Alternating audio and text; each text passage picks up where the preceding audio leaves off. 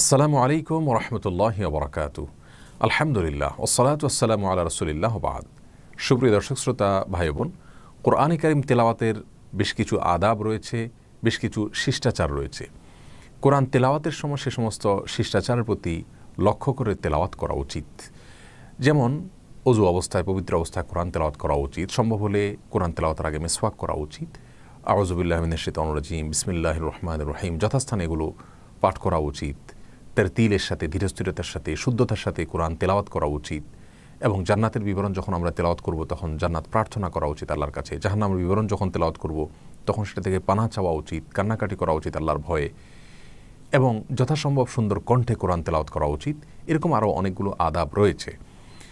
মা বোনরা যখন কোরআন তেলাওয়াত করবেন তখন তাদের মাথায় ঘোমটা দিয়ে, মাথায় কাপড় দিয়ে, ওড়না ইত্যাদি কিছু একটা দিয়ে তারপরে তাকে তেলাওয়াত করতে হবে। এরকম কোনো বাধ্যবাধকতা আছে কিনা বা এরকম কোনো আদব আছে কিনা কোরআন তেলাওয়াতের? এই প্রশ্ন উত্তর হলো যে কোরআন তেলাওয়াতের সময় নারী হোক আর পুরুষ হোক তিনি যথাসম্ভব সুন্দর শালীন পোশাকে থাকবেন। সেটি কোরআনের প্রতি শ্রদ্ধার প্রদর্শনের অংশ হিসাবে তিনি করবেন। কিন্তু মাথার উপরে ঘোমটা দিতে হবে বা কাপড় থাকতে হবে মেয়েদের কোরআন তেলাওয়াতের সময় সেরকম কোনো নির্দেশনা কোরআন এবং হাদিসের কোথাও দেওয়া হয়নি এবং কোনো আলেমে দ্বীনও এ ব্যাপারে পরামর্শ দেননি।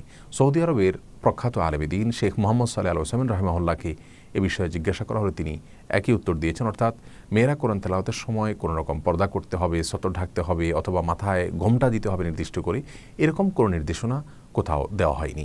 যার কারণে কোনো মেয়ে মানুষ যদি কোরআন তেলাওয়াতের সময় মাথায় ঘোমটা না থাকে তাকে সেজন্য ভৎসনা করা অথবা দোষারোপ করার কোনো সুযোগ নাই। তবে হ্যাঁ, আমরা আগেই বলেছি যে সুন্দর শালীন পোশাক সাধারণ অবস্থাতেও আমাদের পরা উচিত। সেটা কোরআন তেলাওয়াতের সময় আল্লাহর কালাম যখন পাঠ করব অবশ্যই সেদিকে লক্ষ্য করা উচিত। তাই বলে মাথায় ঘোমটা দিতে হবে সেটা কোনো বাধ্যবাধকতাও নেই, আর সেটা কোরআন তেলাওয়াতের কোনো আদাবের মধ্যেও কোনো আলেমে দ্বীন, কোনো ফকিহ উল্লেখ করেননি।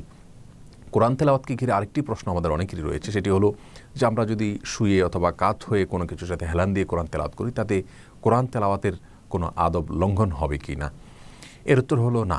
এ ব্যাপারেও কোরআনে কারিমের আদাবের তালিকার মধ্যে এরকম কোনো কথা বলা হয়নি যে কেউ হেলান দিয়ে অথবা শুয়ে কোনো কিছুর সাথে টেক লাগিয়ে যদি তেলাওয়াত করেন তাহলে সেক্ষেত্রে সেই আদাবের খেলাফ হবে, এমন কথা কোথাও বলা হয়নি। বরং সহিহ বুখারী মুসলিম একযোগে বর্ণনা করেছে যে আম্মাজান আয়েশা রাদিয়াল্লাহু তাআলা বর্ণনা করেছেন রাসূল করিম সাল্লাল্লাহু আলাইহি ওয়াসাল্লাম আম্মাজান আয়েশা রাদিয়াল্লাহু তাআলা আনহার কোলে হেলান দিয়ে কোরআনে কারিম তেলাওয়াত করতেন।